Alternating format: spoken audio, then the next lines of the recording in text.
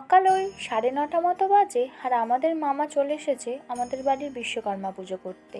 প্রথমেই আমাদের ঠাকুর ঘরে বিশ্বকর্মা পুজো হবে, এরপরে নিচে গিয়ে মনসা পুজো হবে। বাবার সময় থেকে আমাদের বাড়িতে এই বিশ্বকর্মা পুজো হয়ে আসছে।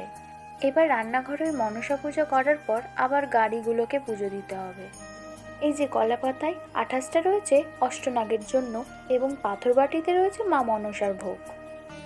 ফুলের মালা নিয়ে চলে এলাম গাড়ির পুজোর জন্য।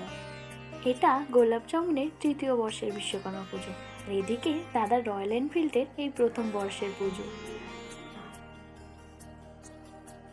একে একে সব গাড়িগুলোতে মামা ওই সিঁদুর দিয়ে স্বস্তিক চিহ্ন এঁকে দিল, দিয়ে তারপর পুজো করে নিচ্ছে। দাদাদের গাড়ি, বৌদির গাড়ি সব পুজোই কমপ্লিট হয়ে গেল। তো আজ আসি, তবে দেখা হচ্ছে নেক্সট ভিডিওতে। সবাই ভালো থাকুন, সুস্থ থাকুন, বাই।